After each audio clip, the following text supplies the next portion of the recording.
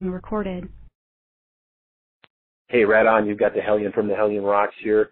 I got a great guest today. We were going to talk to Stevil Helmer. Helmer, what's going on, man? Hey, what's happening? Good to hear you. So, yeah, we're just chilling here. Friday afternoon, Friday after NAMM. Last week we were at NAMM in California. It was a crazy nightmare. Trying to decompress, do a lot of work, and fortunately I got to get hold of Stevil Helmer on the line here. We're going to rap about what stuff he's got going on. So tell us what's new and important in the Helmer Management world. Well, you know, it's really not just Helmer Management. Helmer Management is powered and driven by Hyper Media Group in Canada. So it's the double-barrel shotgun of online presence mixed with management, and you get some suit and tie, and you get some rock and roll denim and leather on top of it. Nice. So what bands are you working with right now? I'm working with Chemical Tree, who's based out of Texas, and I also have the Doom Dogs, who are based out of Gothenburg, Sweden, and we're working on the first US tour for Doom Dogs here in the United States with War Engine, and generating some publicity for them here through the Hyper Media Group. And Chemical Tree's pretty much doing a regionals tour while they're working on their new album with Bart Rose, who produced the Toadies.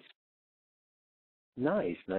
I know I do a radio show called Bleach Bangs Radio, and we had Chemical Tree on and got to hear some of their tracks. It's a great band, and it's easy to get behind those guys. How did you get involved with working with Chemical Tree? I'm glad you asked that.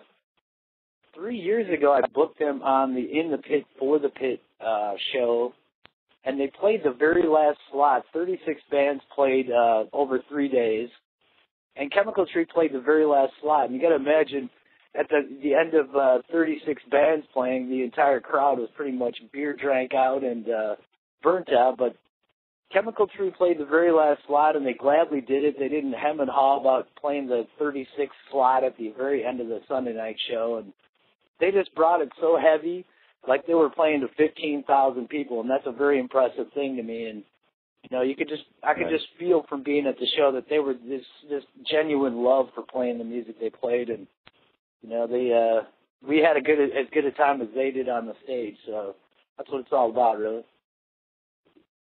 Cool. Straight stage presence, you know. What's cool about those guys playing that last bit was it was easy to load out, I bet.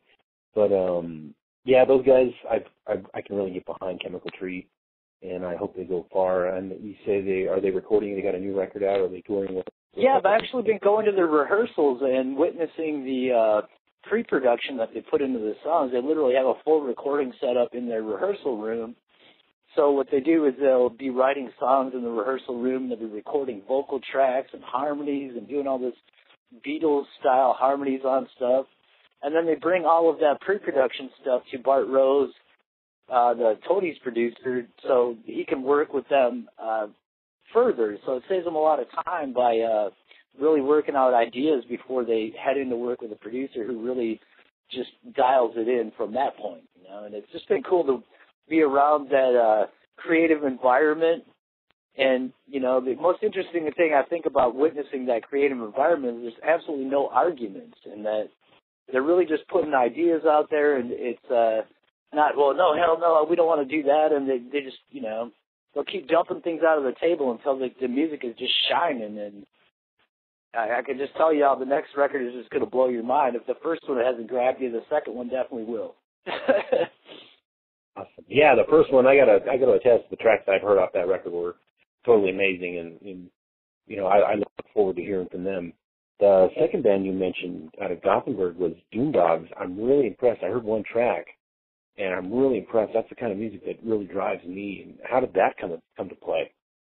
You know, that's interesting, too, in that for, like, the last 6 years, back in MySpace days, I met them on MySpace, and I was really just a fan of theirs, and I kept promoting them for the last 6 years, and once everything kind of moved from MySpace over to Facebook, I continued doing what I was doing for them, and it kind of created this family rapport with them, and that they knew that I was genuinely behind them. Who's going to spend 6 years promoting a band over and over and over and not be a genuine fan. So they could see that I was a genuine fan of the music. And about 45 days ago, they officially joined the Helmer Management.com page, and I'm now their U.S. management and publicist in the U.S., and they have a label that they work with over in Europe. So it gives them a little extra push over here by having somebody solid over here that has good rapport with them.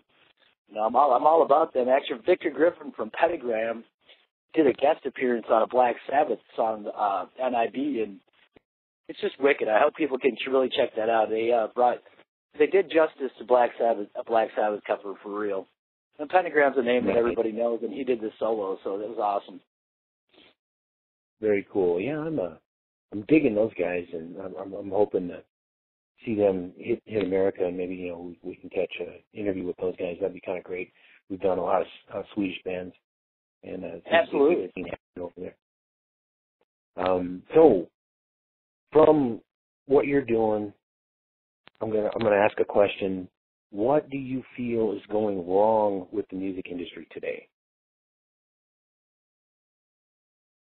I think that a lot of bands are like, you know, I mentioned this earlier when I was just kind of chit-chatting with you, and that income for a business is directly related to your business. The more income and awareness people have for your business. And I think that a lot of bands don't rely on themselves as much as they could to stay independent.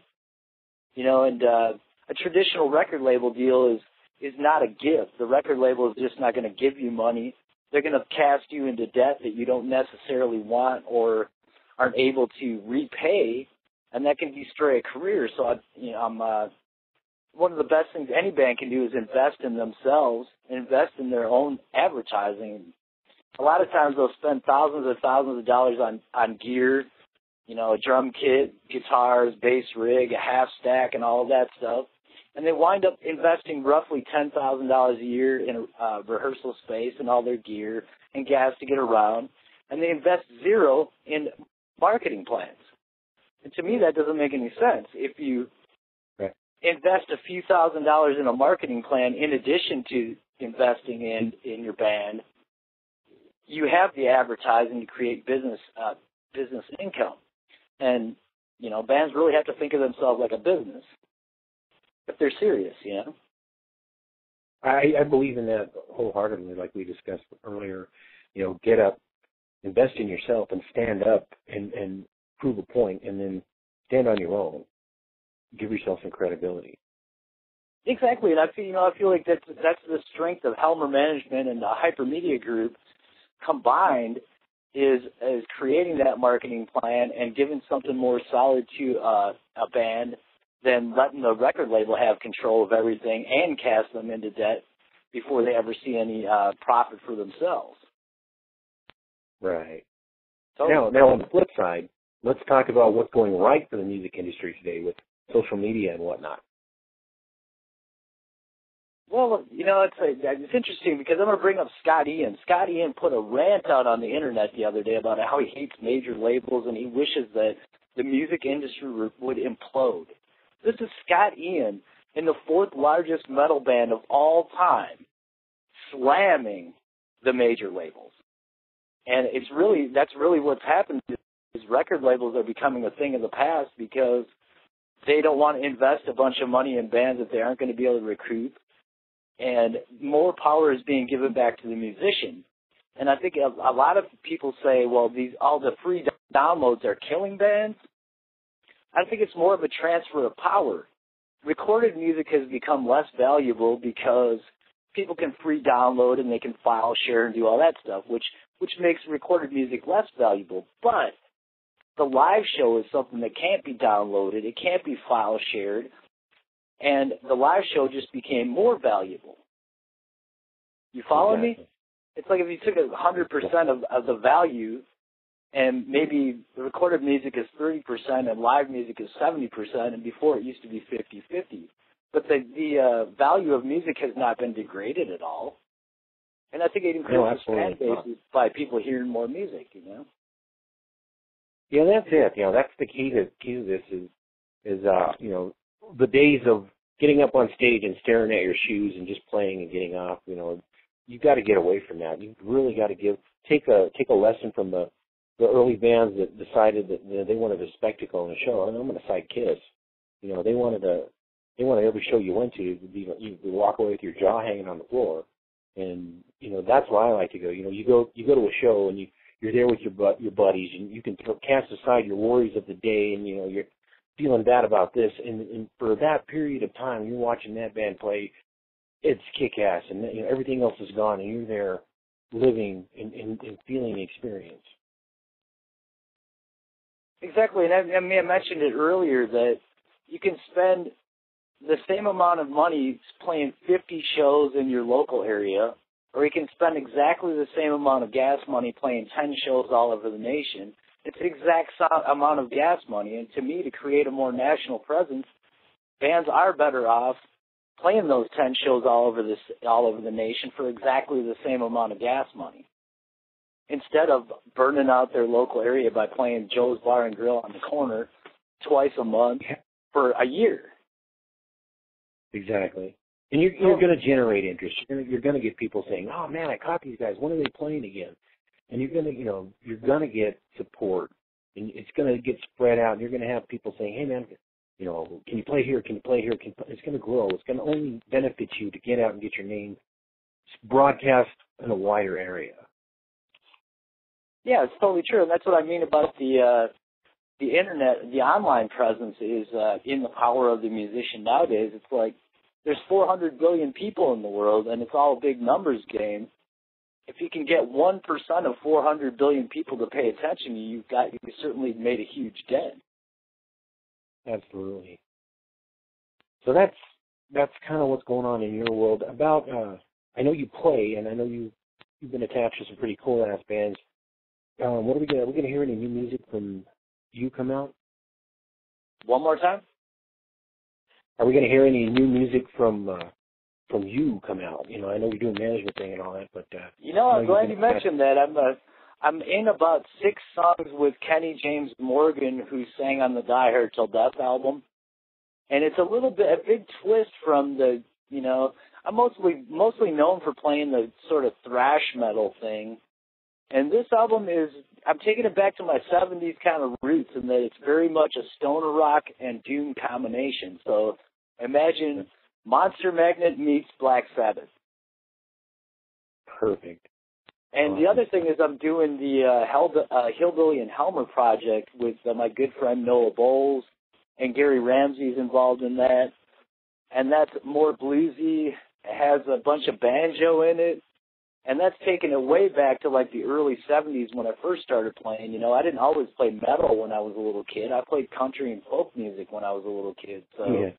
I'm really just trying to relive my entire life with these 2 albums, from 1970s style music to maybe mid-80s, you know? Very cool. So is that stuff gonna see the light of day sometime this year, or do you think? Oh, absolutely. The Helmer release is going to be out June 1st. Oh, nice. We'll have to definitely have you back and talk about that. So, other than that, what do you see 2013 going for Helmer Management? Well, right now I'm really looking to grow the management company with at least 2 more acts, and I'm scouring the entire planet for who those bands are. I found out the other day that there's an estimated 11 million bands in the United States alone, and I'm trying to pick 2 out of 11 million. So that's a kind of a lengthy process, picking through 11 million. Yeah. How would I'm in a band and I'm interested. I think you're going to love my band. How do we get a hold of you to submit our material? Oh, well, that's really easy and convenient. You just go to helmermanagement.com, and there's a big, giant red link that says Submit a Demo on there. And what happens is that demo gets submitted through that link and goes directly to my email. So my email box is filled up with people saying, check out my band, check out my band. And one by one, I'm walking through each one and just taking a look at everybody and listening to songs. And it's really important to me that I'm a fan of the bands that I work with. You know, I'm a huge fan of Chemical Tree. I'm a huge fan of Doom Dogs. And I'm not just their manager, I'm a fan, too. So that's really what it comes down to. Is I'll know that band when I hear it, and bring it on. Please do send your stuff in. Right. Well, this is the Hellion from the Hellion Rocks. We've been talking to Stevil Helmer today. You know, somebody that's making a play in the music industry, trying to keep everybody independent, trying to do the right thing about music. And this is what needs to happen